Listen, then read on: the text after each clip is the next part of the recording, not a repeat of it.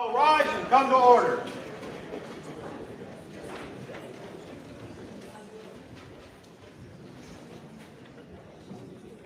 Quiet. Be seated.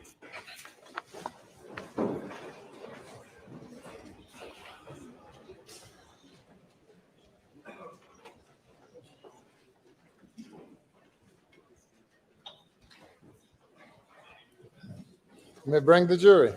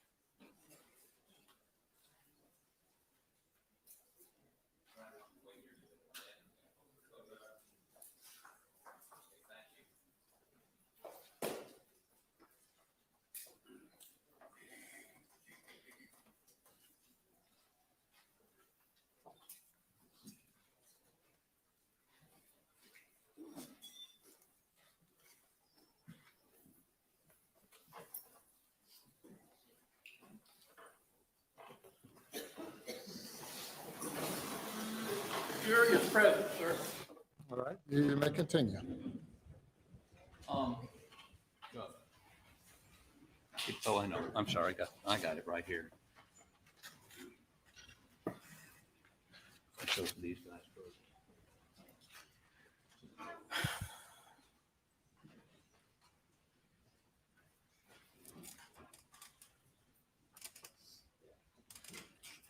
We have her idea.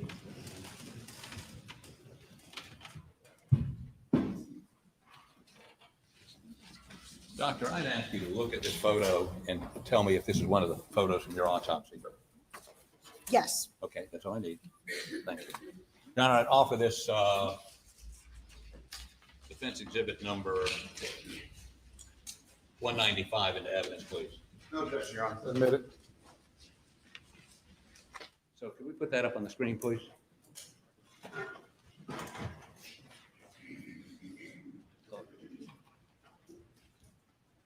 Before I lose it, let me hand this to. Thank you. So, what are we looking at here? Do you want me to come? Oh, here it is. No, just tell me what it is. Yeah, okay. So this is an entrance shotgun wound to the left shoulder area. Okay, and you a moment ago said something about packing material. What is packing material? Yes. So there's foam that is frequently within, between pellets. I'm sorry, just a moment. You're on. I can't hear her because of the noise coming through the door. I apologize, but I just need to understand what she's saying. I apologize. May I begin? Yes, sir. Packing material. Let's start over again. Tell me again. Yes. So it's frequently present in the wadding along with the pellets that sort of help keep them together. Okay, so the wadding, you got the powder, wadding, shotgun pellets, and are these? Is it in the pellets or is it closer behind it in the wadding? Or It's within the wadding. okay, and you indicated you saw some packing material. Well, that is very consistent with, with a little bit of packing material that would, as we have pellets going into the shoulder and some of the packing materials depositing on the skin. And is this a picture of the packing material? There is some of the white material, yes, on the skin. Correct. Did you note that in your autopsy report? No, it was just a general observation. Okay. Is it important it was there? It didn't matter to me whether it's there or not, but it does reinforce that it is an entrance wound. but you concede it was not in your autopsy report. Well, all the totality of my findings, I don't always write every little thing in my autopsy report. I could go on, that it could be 50 pages, an autopsy report. I include the findings, my determinations, and I could have mentioned it, but I did not, And why not? because it's not always necessary to mention that kind of thing. Is it evidence of anything?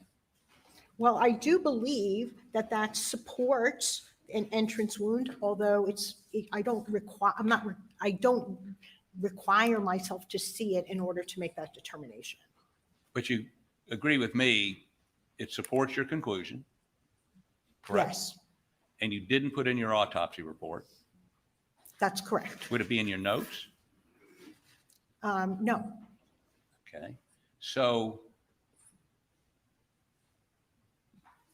and could you step down here and show me what the packing material looks like?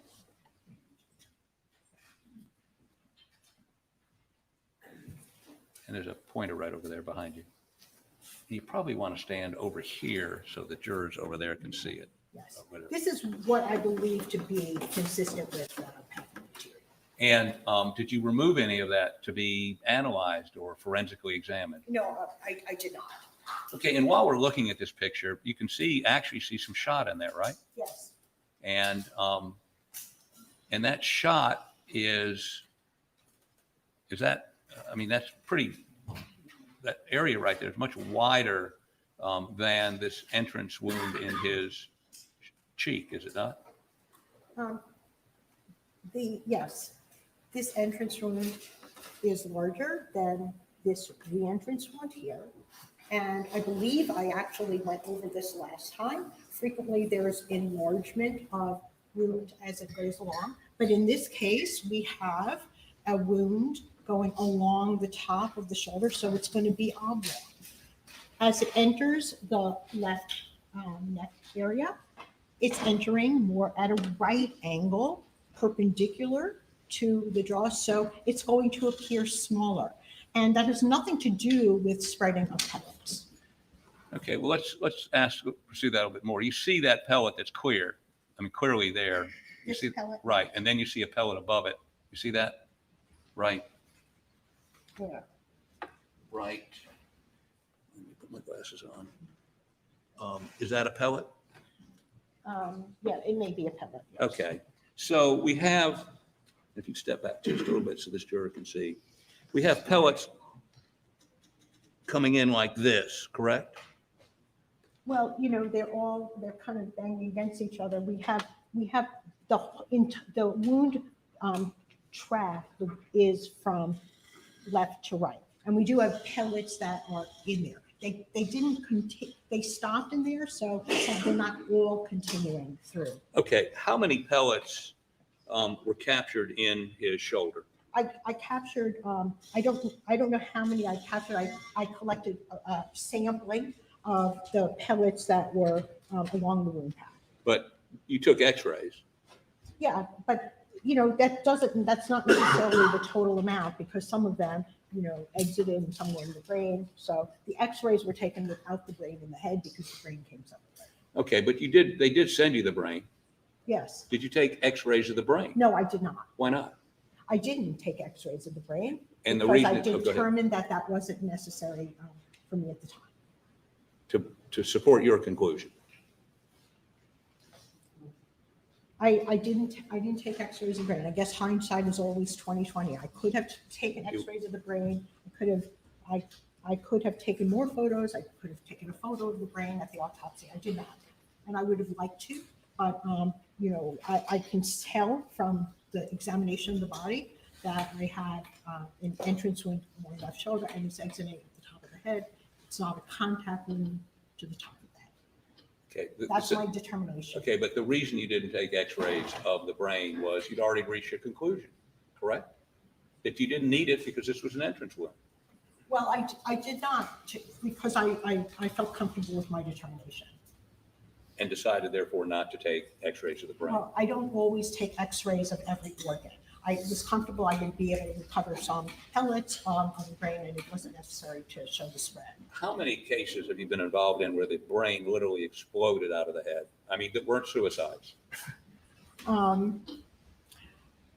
Where the brain exploded out of the head. Well, as the book describes it, Well, I think that the determination that an entrance wound to the top of the head, contact range, all of that gas expansion would not have, the brain would not have escaped that. There would have been a defect, cavity, or fragmentation of the brain, which was not there. You can see the brain actually. do you remember what my original question was? What was your question? Okay, my question was, how many cases have you done an autopsy of a contact wound to the top of the head, which wasn't a suicide? Very, very few. Less than one? I don't remember exactly, but it's not a tip. Usually contact shotgun wounds. Usually contact shotgun wounds are suicides. And typically it's in the mouth. They can be under the chin, in the mouth, sometimes they're to the side of the head. There are people that do shoot themselves to the top of the head as well. And I can't recall exactly if, I remember any of those. And in all those cases, the brain that explode out of the cranium? No. Okay. So you would agree with me that the way that strike that. Let's go a little bit further with where we're going here. Could you put up the X-ray of the shoulder? You can go ahead and take your seat and testify from up there.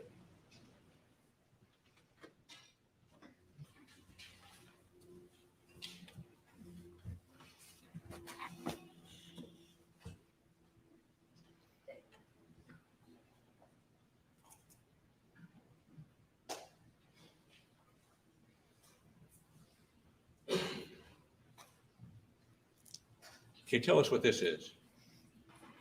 Yes, they are pellets, and I have his shoulder, kind of out when I take the wound.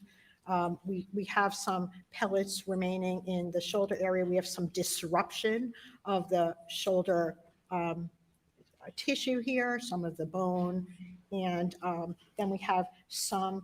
We actually have less. We have more spread. They're more spread out as they're going closer to the neck. So there are pellets in the top of the arm, the shoulder. Where is this? Right up in here? Yes. Okay. And then there's additional pellets, it looks like, down below that, like near his ribs, correct? That's because it's starting to spread, yes. And it's starting to spread to get to this place right here. What place? Is this where No, it's in the neck. It's in the neck. Okay. I indicated that I recovered. It's over here, then some of it is actually in the trachea as well. So that's the windpipe of the neck. So we have some in the neck. This is the chest area. It did not go into the chest. Okay, let me see another X-ray, please.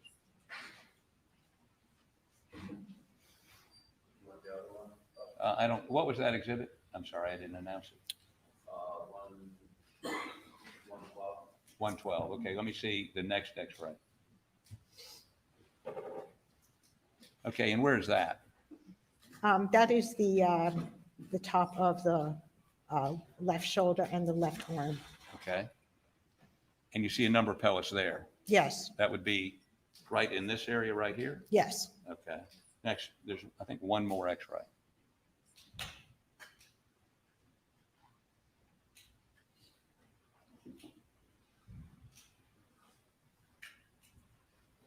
Okay, and are there any pellets here? Or are those the same pellets down there at the bottom? Yeah, well, we have, you can see, there are pellets here. You can see them in the head. There's some pellets in the head. The brain is not within the cranial cavity, but we do see some of the pellets ended up over here on the right side. See, R for right.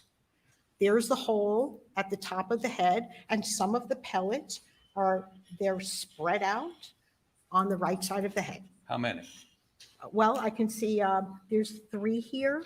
3? On the right side of the head. Okay. Yes. So if well, how many pellets are there in a 12 gauge shotgun shell? And these are used primarily for duck hunting. I don't know. I don't know the answer to that. I'm an expert at examining human bodies and determining the injuries that occurred. And, I don't know how many pellets would be. When I took my boards, I may have had to actually know that, but I don't use this information in order. You can ask your ballistics expert. Well, we did. And I think they said something like, Objection, Your Honor. I don't really know the answer to that. I'm not going to disagree with the ballistics expert. I do have a trajectory an exit wound on the right side of the back of the head. how many pellets were in the body? Left I in the did body? not count them. I just collect a representative sample of it. I don't collect all of them, and I don't count all of them. And we know you don't know how many were in the brain because you didn't x-ray the brain, correct? That's correct. But if there were 70 pellets or 75 pellets in his shoulder, his chest, and his neck, and hypothetically, there are anywhere between 135 and 160 pellets in the normal duck shot. That's 40 pellets that travel on, for the sake of argument, correct? Well, My math. I don't Use really, my math. I don't feel comfortable answering these questions because it's not, the specific ballistics are not my area of expertise. I'm not going to ask you about. I really don't ballistics. feel comfortable answering them. I Just- examine human bodies and come to my determinations based on the wounds. And I can see I was correct that this is a shotgun wound to the left shoulder that's going up to the right side of the head. And questions about numbers I really don't want to I can't answer that because, I don't know everything. I'm an expert. I'm a physician. I'm an expert at examining human deceased individuals, determining cause and manner of death. Okay, let's go back to the original question and assume. I don't know the answer to the shotgun, how many pellets there would be. We're not asking you how many pellets, but if there's 75 pellets, let's do some math here. This is simple math. Okay, I can do math. Okay, 75 pellets we can count in the body, the chest, the neck. And there's anywhere from 135 to 165 pellets in the normal duck shot, 12 gauge shot. All right, so 75 plus 60, that would be 135. And then what did you say, 70 or 80? 75. Okay, 75. So we started with 75 plus 75 is 150. So that's your answer. If your question is, you're asking me to do the math. So my question is this. After those pellets have gone through the shoulder and hit bone, apparently, correct? Yes. And then they go through the neck. Do they hit more bone there? There was some damage to the cartilage of the trachea. It was in the tracheal wall and some muscle. There's not a lot of bone in the neck. The only bone really in the neck Right. is the spinal column. Well, I guess what I'm saying, when you were talking about Maggie a moment ago, and you talked about a shot that I think grazed her skull, you said there was a lot of intracranial pressure. Is that right? Created a lot of intracranial pressure. Yes. Okay. So I'm trying to figure out, and maybe you can help me. Your testimony is there was enough from the less than half the load that goes through to, was it one place it hit? Was it had to go through the brain still? Yeah. Well, I didn't say that less than half the load went through. Some of it may have actually exited the top of the head. I don't know. Or went into the brain. I did not x-ray the brain. And so I don't know exactly how many, but we can tell that this is the direction. Was the brain macerated? No, it was largely intact. There was some maceration at the base of the brain where it was torn from the brainstem. Okay, the brain went up and torn from the brainstem, but it was pretty much surprisingly intact, from a shotgun wound. Have you looked at the crime scene photos? I really didn't look at the crime scene photos with any kind of, attention. Okay, so, but you are aware that the brain was catapulted out of his head, probably hit the ceiling and then Yeah. landed outside. Well, I could tell from examining the body that the brain catapulted out of the head because I Okay. received the brain and a hole that was consistent with the brain leaving it. Can you and I agree, and based on your testimony when you previously testified, that there would not be, that the gas from 2 or 3 feet away would not travel through the arm, travel through the neck, and then go into the brain? Well, And there's a lot of material that's going through, and plus we've got fragments of the brain, the skull, of the base of the brain that can also, there's a lot of energy going in that direction. Whether it's gas or not, it's energy from portions of ammunition propelling in that direction. So, whether you want to call it gas or whether it's other thing, I really don't know the theoretical explanation. I'm sure it's in the book. It But I is. examine the bodies and I make the determination on the direction and the type of injury from examining the human body.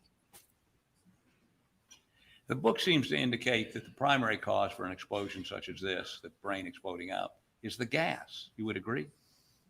Well, I think each case is a little bit different. And the kind of gas that would cause the head to explode would also, I think the book is talking about gas, gas in a contact shotgun wound. So what is your question about the book? I would actually have to refresh my recollection Well, because I don't really I haven't read the book in a long time, but I know what I've seen on the body. If I quote this to you, you would, and I can show it to you. The gas entering the closed chamber of the head expands rapidly, adding to the pressure waves acting on the bony framework of the skull. The only way for the skull to relieve the pressure produced is to shatter. Do Yes. you agree with that? That actually must be describing a contact shotgun It is. wound. Okay, yeah, because that really makes sense for a contact shotgun wound. And your reasoning for this, the same phenomenon that happened without the gas is? Well, we've got injury coming from beneath. The skull is, like I told the jury, that is not shattered. We do have some horrible injury, but the shattering of the skull, much of it is still up intact. We don't have shattering of every bone. We don't have shattering of the face. So Why didn't you shave the head? why didn't I shave the Right, were head? you looking for any, if much of the skull was still there? Look, my determination, I didn't shave the head because I was confident that that was an exit wound on the right side of the top of the head. It wasn't necessary for me to shave an exit wound. So, but if you had shaved the head, and again, apparently you'd already come to your opinion by this point, you could have seen whether it was soot or stippling or any distortion around, or taken samples of the hair and determine whether or not there was any sort of GSR in it, which would be more consistent with a contact wound. Well, no, GSR can just be we know gunshot residue can deposit in, I'm not like ballistics is not necessarily my strongest suit, but I know that GSR can deposit, within a few feet. Somebody doesn't have to indicate a contact wound. Okay, so did the shot penetrate the jawbone? It went through through that area. I believe it actually may have went underneath the bone. So it did not connect with the bone. Correct? Yes. Are any of the pellets that you see in the shoulder, the left shoulder, heading down instead of up? Well, there's probably kind of a billiard ball effect when these things are going through, and there could be some, directionality but I didn't make that determination because it wasn't important to me to See make which that way the pellets were determination. going? What? To determine which way some of the pellets were Yeah. heading? I can tell from the entirety of my finding at the autopsy. Okay, The thing is, if you look at something like, a postcard photograph, that doesn't necessarily tell you the whole story. I did my autopsy. I viewed all of the wounds. I was confident in the direction of this wound path. And I'm not trying to say, oh, well, which direction are the pellets going? I can see that there's the entrance wound was to the top of the left shoulder, went through the left side of the neck and out the top of the head. And how many pellets made it through the brain to the skull? To fracture the skull? How many pellets? Oh, well, there were some pellets in the brain. I don't know how many. Because you didn't x-ray it. Correct.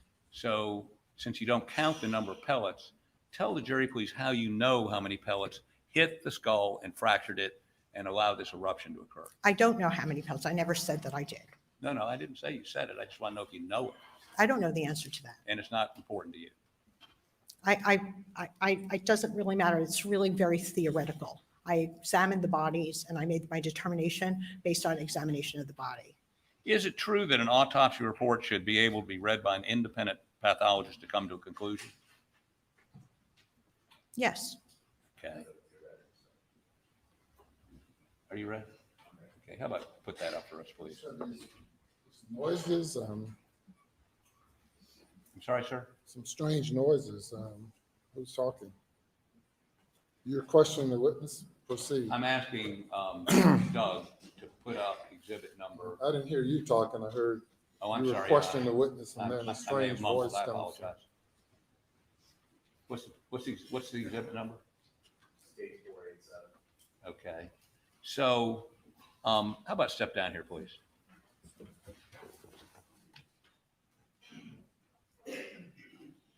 And get the pointer for me, please. And stand over there, please, so the jury can see. So you indicated there were, I asked you if you shaved the head. You said no. You said there wasn't, I think your words were there was enough of the skull there to determine what happened. Is there?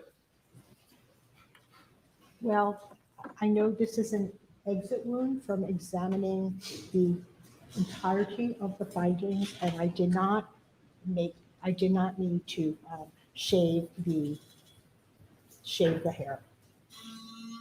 From the That was my opinion and determination at the time of the autopsy. Yes, ma'am, we understand that, but what, did you look at this to confirm or question your opinion, or have you already come to your opinion? Well, I always am questioning it myself during the autopsy.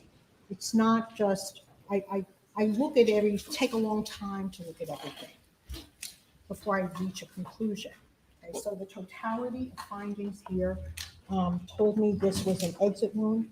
The brain came pretty much intact. It was propelled out at the top of the head. I believe and I'm confident that this is an exit wound, and I did not do further investigation to rule out an entrance wound because I was confident it was not. So you just said you were confident and you did not look further because you were confident you were right. Well, I looked at it, and in fact, I took a photograph of it, and this is consistent with an exit. It's what? Consistent with an exit wound. The brain came out of that defect. If it were a shotgun entrance wound, there would be a lot more destruction of the head.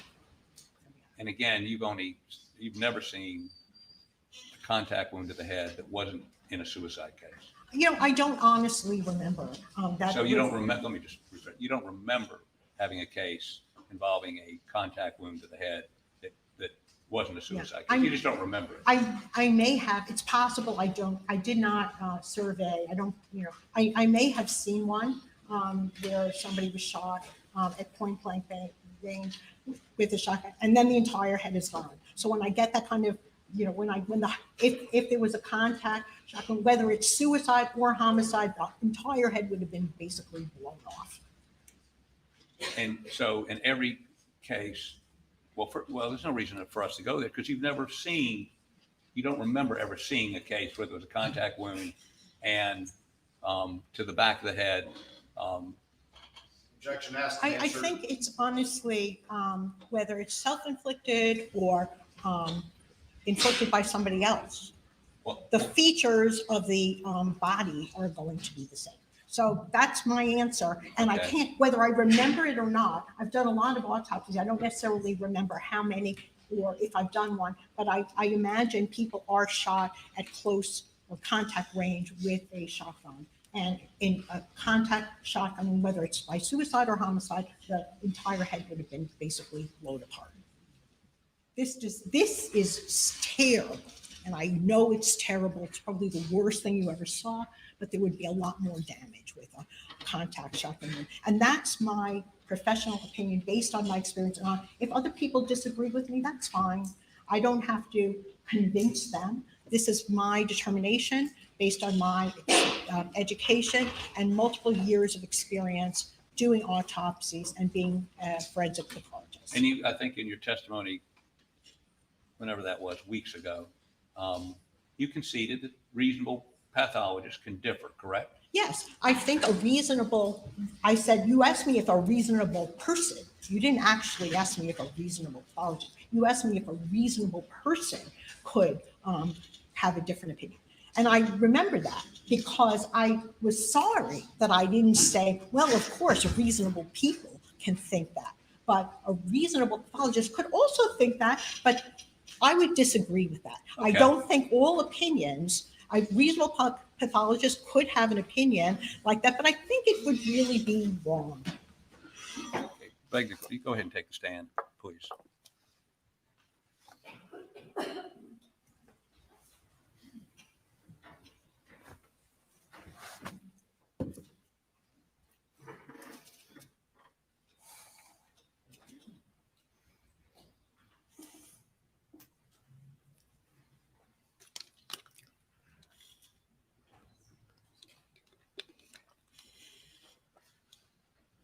Have you discussed you've met and discussed with Dr. Kenny Kinsey, about his findings? I did meet with him once when a couple of weeks prior to the autopsy, I really never, prior to this trial, I met with the prosecution's team. And I would have been available to meet with you if you called me as well. But Ken Kinsey was responsible for the crime scene. What he had to say was, I really wasn't, I already written my autopsy report. I already came to my decision, my determinations based on my examination of the body. And whatever it was, he's going to do the crime scene. So I don't remember having any specific conversation. You don't remember talking to him about vectors and where the blood spatter would have gone? And yeah. Well, he asked me, he said, do you know anything about this? And I said, that's your department. I really am not a blood spatter expert. So I had nothing to offer. And I really didn't encourage listening to it because it's not my area. And let me,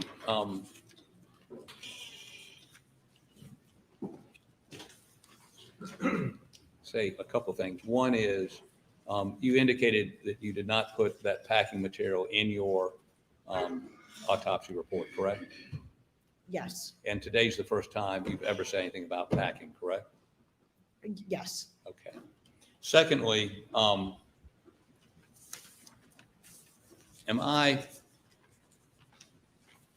let me just sort of summarize this and see if we can get this over with. There are certain things you did not do in this autopsy because you concluded it wouldn't be helpful in reaching your conclusion, correct? I agree with that. Like no x-ray of the brain. I would have been, I did not x-ray the brain, right? Okay.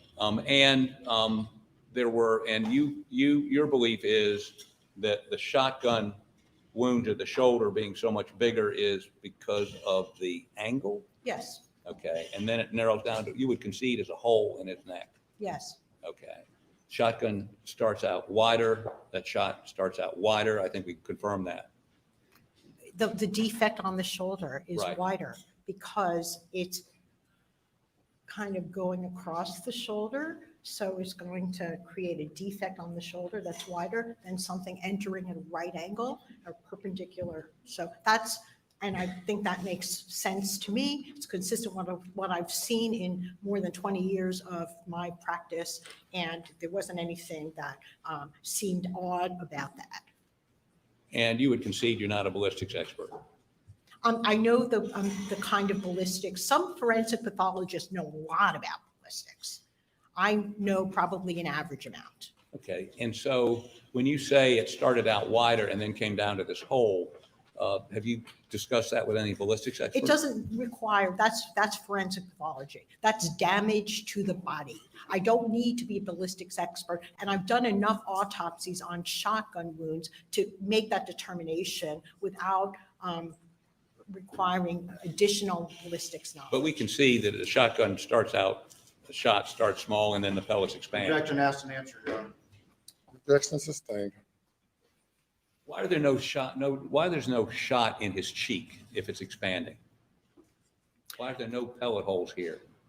Because they probably we have some wadding going in there. Probably.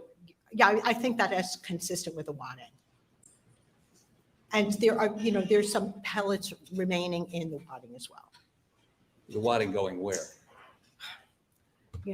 That's an entrance wound. Okay, it's entering perpendicularly. Why do we have, the pellets did not terminate in the cheek.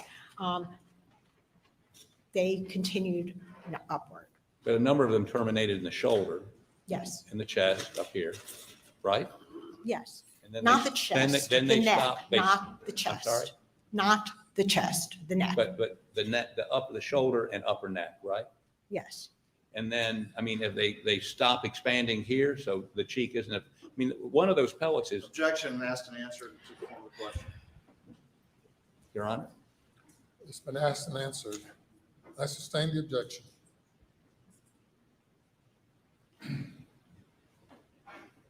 And you say these x-rays are consistent with your opinion? Yes. Beg the court's indulgence. Oh, let me ask you one question about the Maggie wound. Your position is that the tags don't indicate anything? Well, they're not determinative. They're something we look at, but the tags on the breast are very non-specific. They're not very good tags.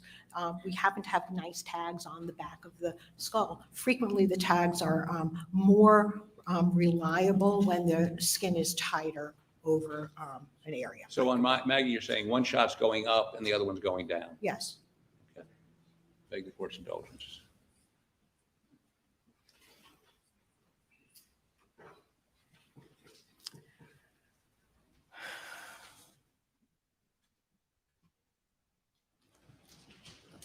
Holly, anything else?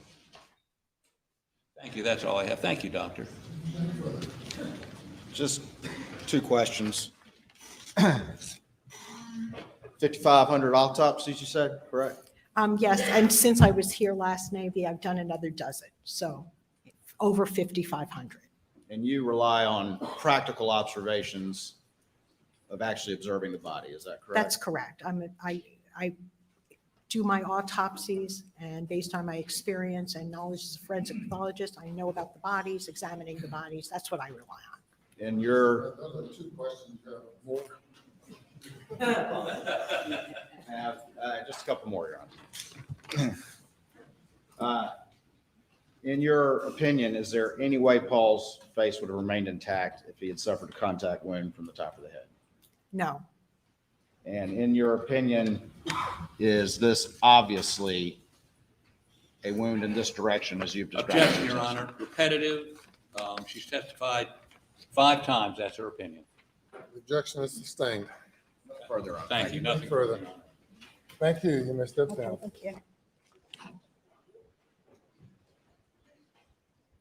Your next witness. Your Honor, state calls T.C. Smalls.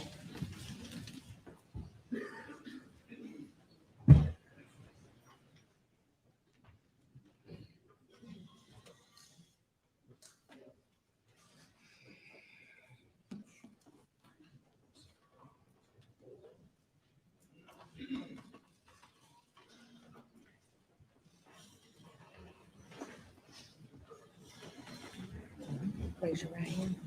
Do you swear or affirm that any testimony you give today will be the truth, the whole truth, and nothing but the truth, so help you God? You will please sir, sit right up there. State your full name for the record and spell your last name, please.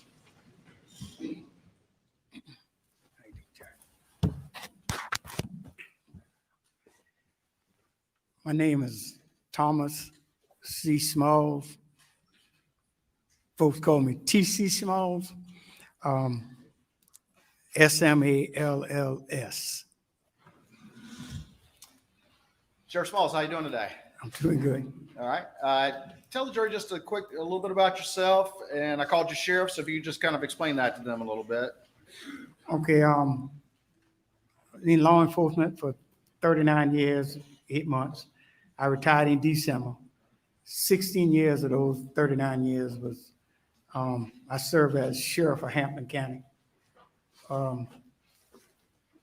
Been in Hampton County all my life. I'm a pastor. Pretty much married, 4 kids, 7 grandkids, and just trying to enjoy some retirement. I retired December 31st day of December 2022. Yeah. Well, I'm sorry to pull you back in. You said you just retired, huh? Yes. All right. Do you know the defendant, Alec Murdaugh? Yes, I do. Have you known him for years? Oh, yeah. Did you ever have a conversation with Alec Murdaugh about him asking you permission or even telling you about installing blue lights in his private vehicle? No, sir. I never had a conversation with Alec Murdaugh. Matter of fact, I never had a conversation with anyone in my 39 years about installing blue lights in their personal vehicle. That's not something that's done, is it, sir? Oh, no, no. We're ready.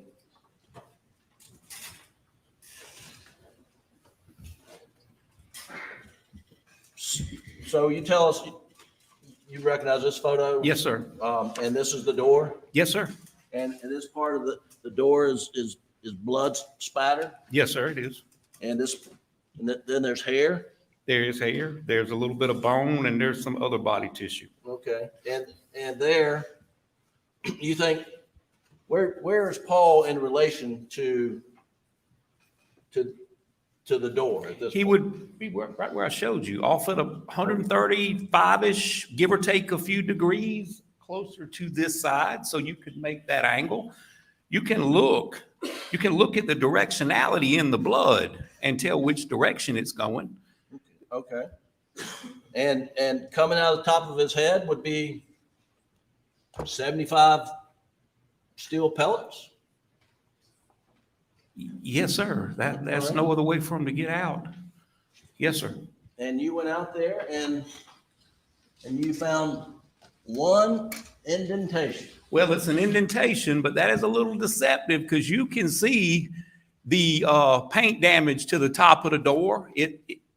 One indent is what I found, but I said bullet defects. The S got dropped from that.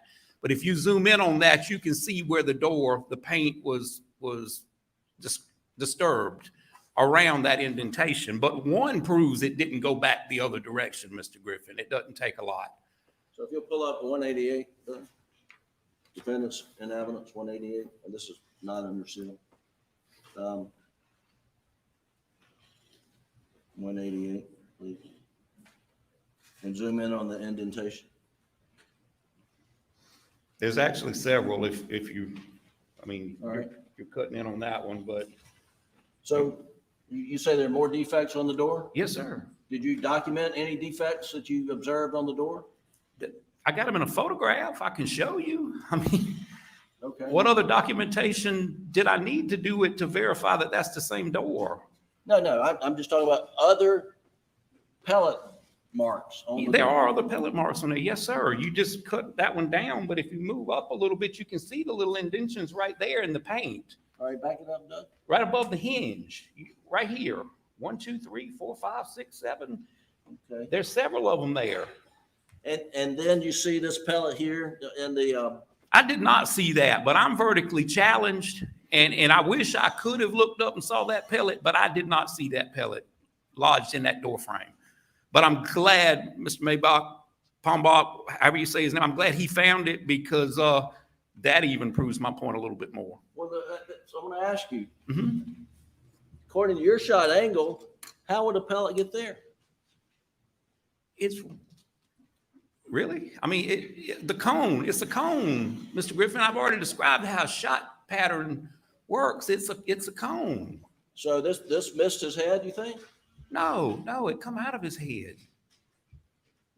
And And the ones in the floor in the feed room probably also come out of his head. They bounced off that door, the OSB, and in the feed room. okay. And so you believe that that this pellet that's in the door jamb came through his shoulder, through his neck, out the top of his head, and ended up at that location. Well, it didn't turn around and come back out the top of his head. Yes, sir, I do believe that. Well, now you said there's blowback 8 to 10%. What do you mean? You testified earlier there's blowback about 8. If someone is behind the stock of a long gun and you shoot someone within distance to have high velocity spatter come back at you, it's going to be 8 to 10% of what's in front of the gun is going to come back at you. And a lot of the literature supports that. Well, were you, I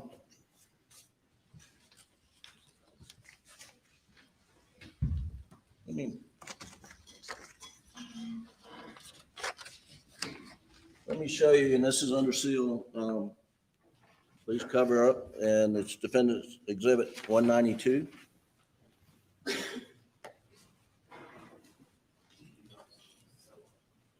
Under seal, 192. Do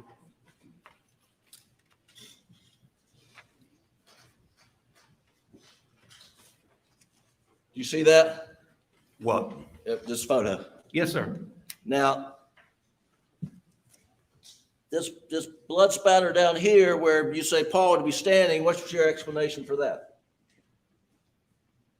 What do you mean, what's my explanation? What is it? That is medium directional blood spatter?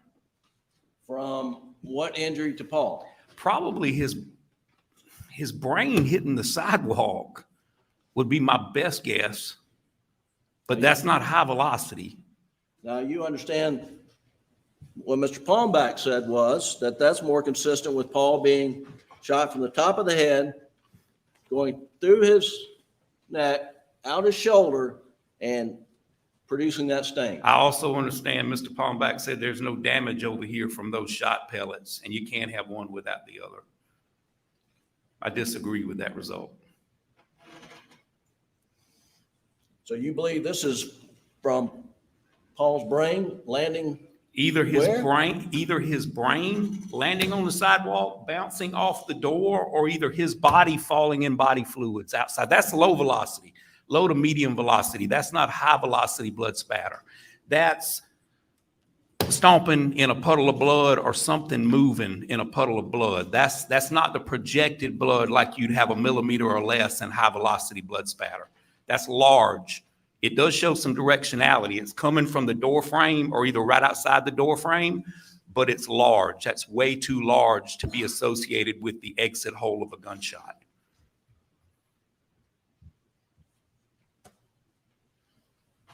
So you understand his brain landed feet outside. I do understand, Mr. Griffin, but I also know his brain made contact with that door and the top of that door frame before it landed. And I know gravity works and brings body fluids back down to earth. You got one or the other, either that or when he fell in existing blood. That is low velocity. Like I said, that's associated with something in a puddle or something large. That's not associated with a gunshot or high-speed machinery. Now, would you agree this is a voiding area over here on the door? I wouldn't agree it's a void area because I don't see the outline of shoes, or I don't see the outline of a implement or the outline of anything else. I would say there's more concentrated blood droplets over here on the side opposite the hinge, but I would not necessarily agree that's a void area. I see downward spatter on the door right here. For it to be a void, that would have to be absent blood. Well, you see a little bit, I do, yes, sir. but you don't see very much blood on the door. do Not you? compared to the other side. You're correct. Okay. Now, But if there's something there, Mr. Griffin, blocking that spot, you're not going to see a little bit. You're going to see none. If you're standing there and I splash you with blood, there's going to be two perfect bloodless footprints there. So that's why I'm not considering this a void. unless it goes up and comes down. Gravity brings it down. That is right. And if your person had time to move or whatever, I guess that could count for it. But Well, I don't if it went consider- over the person and came down. and that would do what? If body matter went over, brain went over, hit the top of the door, and then bounced out, and blood came down, that would account for a drop here or there, would it not? It could count for a drop here or there, but like I told you, the majority of that force is applied upward. Right. Upward. That's why you got the hair on the ceiling. That's why you've got the demarcation line on the containers. That body fluid was directed upward with force. And the, you mentioned there's no footprints here. Was any effort made to illuminate footwear impressions through any protein enhancers?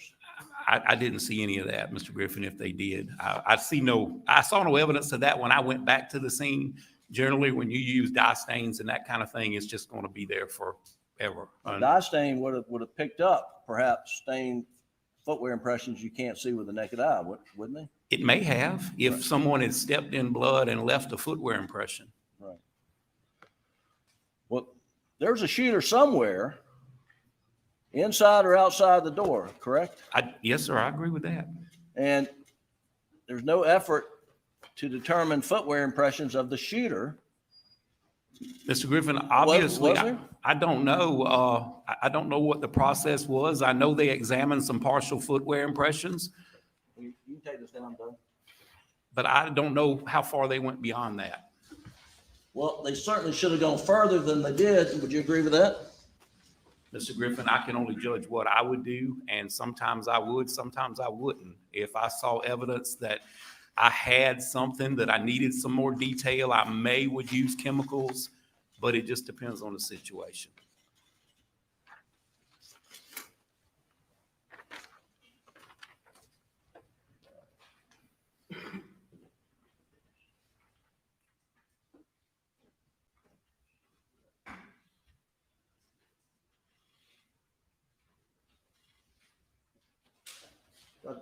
Kenzie, I'm gonna show you what we marked as defendants exhibit 197 and 196. And I'll ask you first, 197, do you recognize that as essentially a picture outside the feed room door? Yes, sir, I do. And Your Honor would move 197 into evidence this time without objection, I believe. Are you offering both of them? Yes, sir. Any objection to either? No objection, Your They're Honor. both admitted. All right, 196.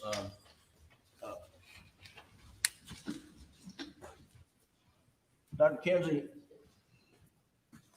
what would you make of those pot marks on the concrete outside the feed room door?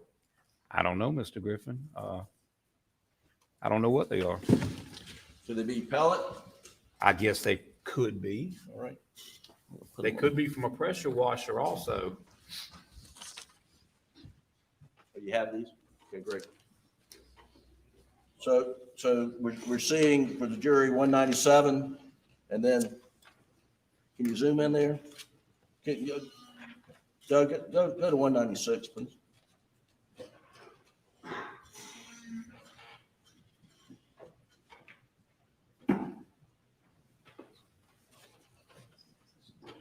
So those could be from a pressure washer, and those could be from a number 2 birdshot pellets, correct? Well, I don't know. I have to see the cement everywhere else to see how it's weathered. All right, fair enough.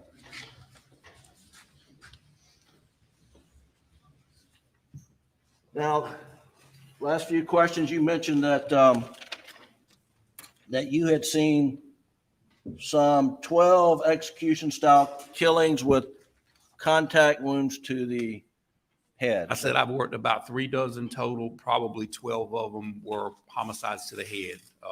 the execution thing, I don't know if it's execution or just contact, but I would say it's self-inflicted as opposed to someone else doing it. Well, so let's get it right. 36 total. I thought Probably 3 dozen total, yes, sir. And 2/3 of that was probably self-inflicted, so that would leave 12. self-inflicted are usually under the chin and the mouth on the side Well, the one that I witnessed was to the forehead. to the forehead. Yes, sir. Now, of the 36, how many were shotguns? No, I've worked a lot of self-inflicted gunshot deaths. I was saying shotguns. Oh, About 3 so dozen. 36 shotguns. Yes, sir. Roughly 12. And a couple of them were accidents too, but yes, sir. Okay. And and how many involved number 2 birdshot? I don't recall. I had some with birdshot. I don't recall if it was number 2, 4, 8, 9. I don't know. And how many were to the back of the head? Probably a dozen were to the head, contact either the back or the sides, or the one I told you about in the front. Okay. And any of those, did the brain evacuate from the skull cavity? I have seen them. I have seen the brains come out. Usually that was from one here. I'm not going to say I haven't seen it. I probably have seen it. But most definitely like I said earlier, when I described it, it looks like it goes away. It's really still there. It's just not something you can quantify. I mean, it's just a mess. That's the only way I can explain it. In your career, have you ever worked a case where a victim's brain had been evacuated the way Paul's was in this case? Yes, sir, I have. And tongues also. Tongue and brain. I have seen them. Yes, sir. And were those self-inflicted? Both. Okay. Yes, sir, both.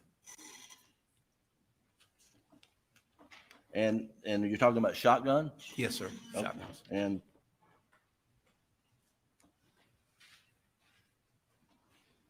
I think you described those as execution style killings. Yes, sir. I would, if you put it on somebody's head from the side or the top, that's how I would describe it. Well, let me ask you, would you describe Paul's murder here as an execution style killing? In the context that someone executed him, yes, sir, but it wasn't in the top of the head. I understand. Yes, sir. And that, and there was no signs of struggle? You agree with that? I saw none. No, sir. And would you agree with Mr. Palmback that it appeared that Paul got caught by surprise? I've said that from the start. That would account for his arms being down. Yes, sir. And Or someone he was real comfortable with. even under your analysis, the shooter would have blowback blood on them. Is that correct? I believe they would. Yes, sir. It's just a matter of the quantity between you and Mr. Palmback as to how much blood would. Well, as I mentioned in my report, as you get closer to the muzzle of the gun, I think proportionally it's going to increase. You know, when I said 8 to 10% is what most of the literature says, that's behind the stock. But as you get proportionately closer to the muzzle end of the gun, that's going to increase because you're down at the business end where those pellets are coming out doing damage. And in this case, you're talking about brain matter, Yes, sir. blood, Bone. Yes, sir. and getting hit from some skull fragments Yes, sir. That's possible. under your scenario as well. Yes, sir. Absolutely. And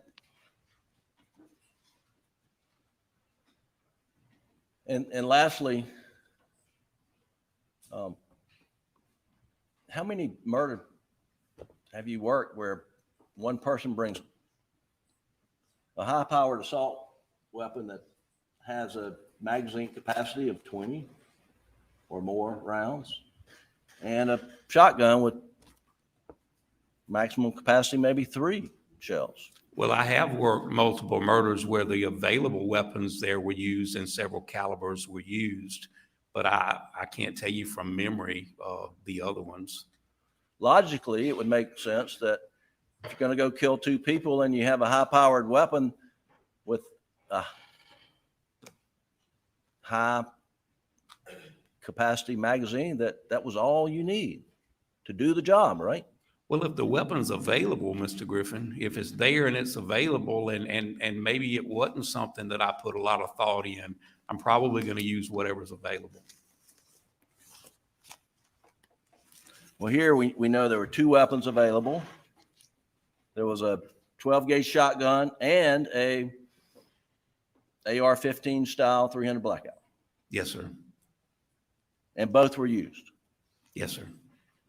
And there was sufficient capacity in the 300 blackout to kill both Maggie and Paul, correct? Well, in a perfect scenario, a shotgun is what I would want at night with moving targets. But in a perfect scenario, a young man doesn't take a double-aught buckshot to the middle of the chest and walk away from it. So I don't know. I don't think like that. I don't know. But in the dark, I'd rather have a shotgun than that rifle.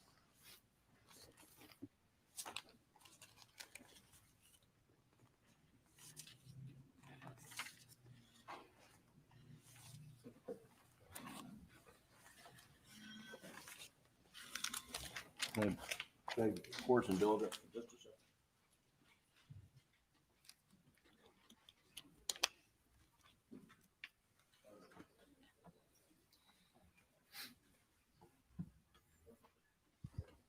One more line of questioning. You demonstrated Mr. Kalmbach's shot from the top of the head with Attorney General Wilson a moment ago. Yes, sir. Now, that was, Mr. Kalmbach never put anybody inside the door the way y'all demonstrated in his testimony, did he? That is the way I understood it. Yes, sir. Well, I mean, he said that, well, can you come up here, Mr. I mean, Harpoon? with the void, you're talking about the void. He said there's a void here, and this is where I believe the shooter would be, if I'm not mistaken. Right.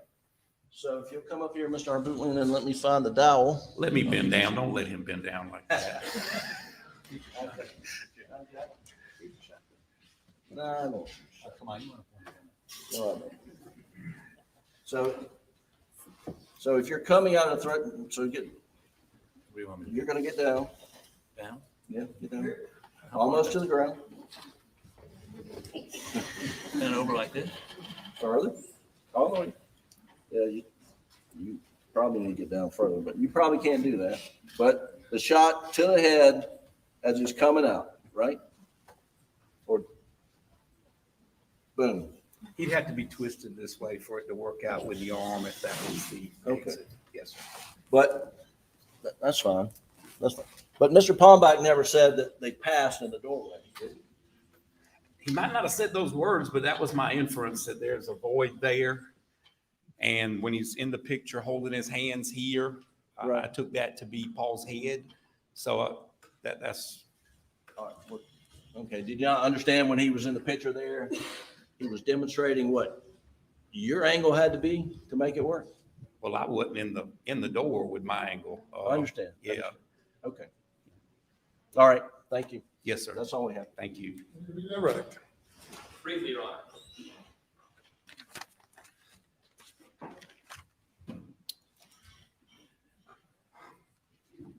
All right. Dr. Kinsey, you've had an opportunity to speak with with Dr. Reimer, the pathologist that actually examined Maggie and Paul, correct? Yes, sir, I have. And you had an opportunity to observe and listen to the testimony of Dr. I think it's Eisenstadt, who was the pathologist that did not examine Maggie and Paul, correct? Yes, sir, I have. You've also had an opportunity to go to the crime scene and observe the feed room, observe the areas where both Maggie and Paul were murdered, correct? That is correct. You've had an opportunity to observe all the brain matter and tissue and the defects in the doors and the wood and everything and get a complete context for what happened that night, correct? Yes, sir, that is correct. Is Dr. Reimer or Dr. Eisenstadt's conclusions about the trauma to the bodies, which one of them is more consistent with what happened at the crime scene as you observed with your expert background? Well, I'll start by saying I don't know either one of them from a can of paint. This was my first time ever meeting Dr. Reimer, but my opinions are consistent with hers. I vary a little bit on the distance, but like I said, I'm not going to argue with a pathologist. I'm not that kind of doctor. Real quick, you differ with her a little bit on the distance of what? Of the fatal shot to Paul's shoulder, I believe it was a little bit closer, and I can't account for that lack of stippling. But other than that, her opinions and my opinions are fairly consistent. But that would not change, that difference of opinion would not change your conclusions either way. No, sir, they would not. For the sake of this redirect, let's assume for a moment that the angle of impact and the direction that the defense posed were accurate. Are there other variables that the defense expert didn't account for that could change the height of the shooter? Well, as I demonstrated, positioning, distance, height, the way you're holding the weapon that could place those cartridge cases there. It's nothing uniform about it. As I said, it's static and dynamic. So the shooter is running around and the victim is moving, correct? Yes, sir.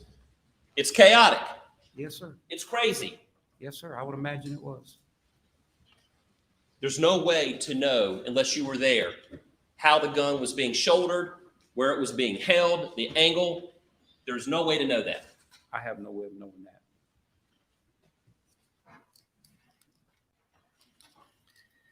You were asked about how much you were being paid to be here today. Do you recall what the hourly rates of the defense experts were when they testified? I do. Can you go ahead and tell me what those were?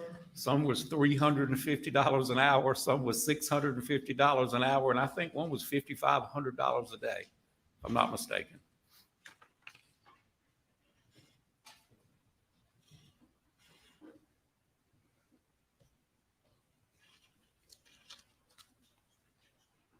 Oh.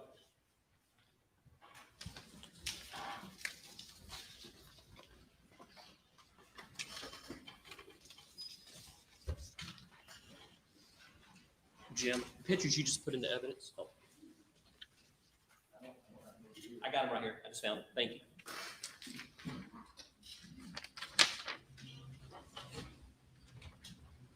Okay, I'm showing you what's marked as State's Exhibit 197. Do you know when that picture was taken? I have no idea. Okay, sir. I'm showing you what's been marked as Defendant's Exhibit 196. Do you know when that picture was taken? I have no idea. No, sir. Is there anything about the defects of that photo that stand out to you other than just concrete defects? They're not very uniform, but no, sir. Other than that, Does that photo tell you anything? it tells me nothing. No, sir.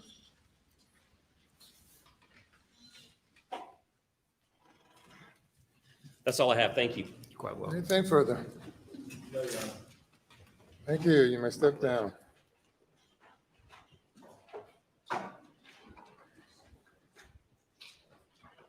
Any further witnesses by the state? Your Honor, in the rebuttal case, the state rests. Ladies and gentlemen, the state has rested. Going to have you go to the jury room for a break. Please do not discuss the case.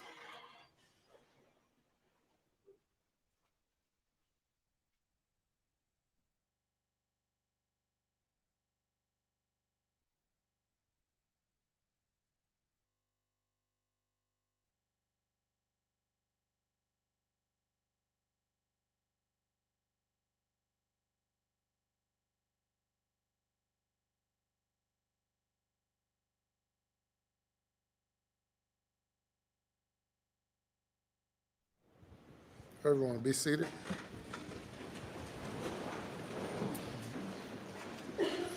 Any comments you want to make, Mr. Harpootlian or Mr. Griffin, about Sir rebuttal? Sorry. About Sir rebuttal? Sir reply.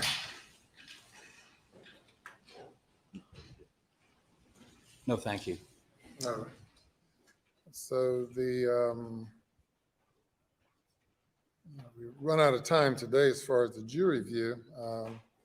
We're going to take a recess for me to confer with counsel.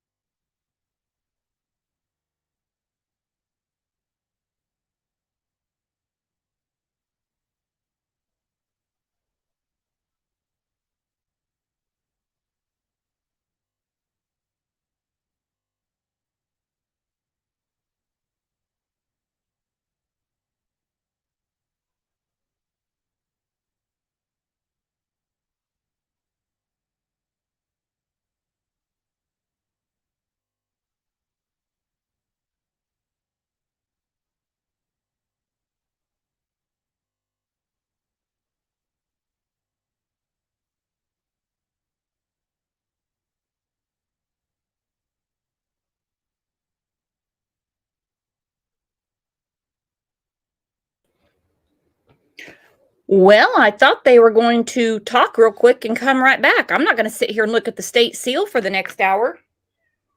So if anything important, I guess, is said, we'll talk about it in the group or in Discord. These people are exhausting me. Dang.